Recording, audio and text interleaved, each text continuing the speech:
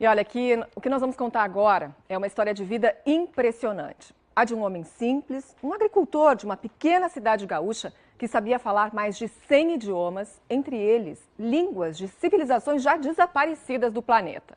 Alguns acreditam que ele era um gênio. Para o espiritismo, foi um dos maiores médiuns do mundo. É nos armários da Biblioteca da Federação Espírita do Rio Grande do Sul, nas primeiras edições da revista A Reencarnação, que estão registrados alguns dos textos de Francisco Valdomiro Lorens. Artigos que revelam um pouco de quem foi esse homem. Consta que aos 4 anos ele folheou o primeiro jornal e leu para os pais sem ser alfabetizado. Ele enxergava os espíritos, falava com eles, psicografava, escrevia. No Brasil, em 1894, Lorens escolheu o pequeno povoado de São Feliciano, hoje Dom Feliciano, para morar com a mulher, uma imigrante alemã. Para viver e sustentar a família de 12 filhos, trabalhava na lavoura e, apaixonado pela educação, fundou a primeira escola do vilarejo. Ele foi provavelmente o maior dos alfabetizadores pela sabedoria dele, pela quantidade de idiomas que sabia, pela sua própria evolução espírita dele como ser, né? As classes, os cadernos e anotações estão preservados na Casa de Cultura da cidade. Fui aluna dele quando eu tinha 11 anos. Eu fui aluna dele na 4ª série. E prendia muito a atenção do aluno, a maneira dele falar, a maneira dele explicar.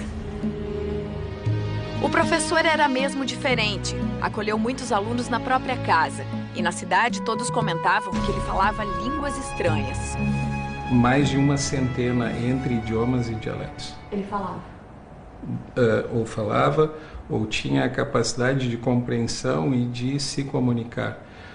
Uma delas, muito emblemática, é o Tupi-Guarani, que ele fez o primeiro dicionário Tupi-Guarani sem nunca ter tido contato com um índio.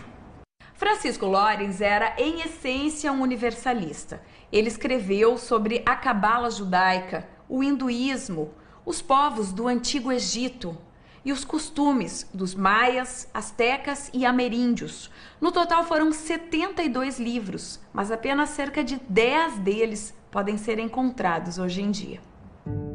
O primeiro livro foi publicado aos 17 anos, sobre o Esperanto, língua universal. Hoje, a produção literária de Lorens é estudada em universidades do Brasil e da Europa.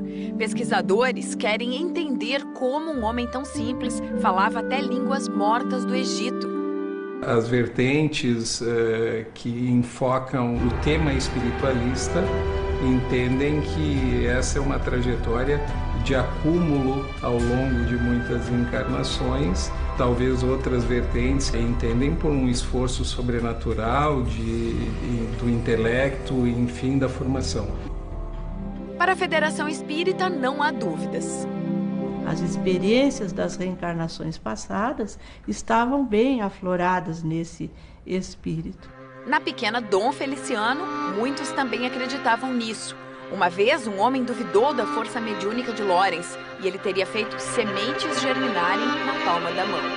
Que o oceano divino da vida flua e enriqueça estas sementes. Lorens seguiu trabalhando até a morte em 1957, pobre e humilde. Anos depois, um memorial foi erguido em Dom Feliciano. E Chico Xavier psicografou um livro dele sobre o Esperanto. Nunca buscou brilho pessoal, nem reconhecimento, nem destaque, nem fortuna, e que atravessa os tempos pelos valores morais. Eu acho que a figura de Francisco Valdomiro Lorens é uma lição para todos nós, que vivemos fascinados pelo mundo do ter e esquecidos de ser. E é justamente esse pensamento, o do ser imortal, que Lorens deixou registrado na relíquia que a família guarda às 7 chaves. O professor de 1000 talentos fez, em 1915, esse mapa astrológico do filho Otto. Virá o tempo em que desenvolverás tuas forças de alma. O que há na vida e na natureza, de maravilhoso e misterioso, te atrairá.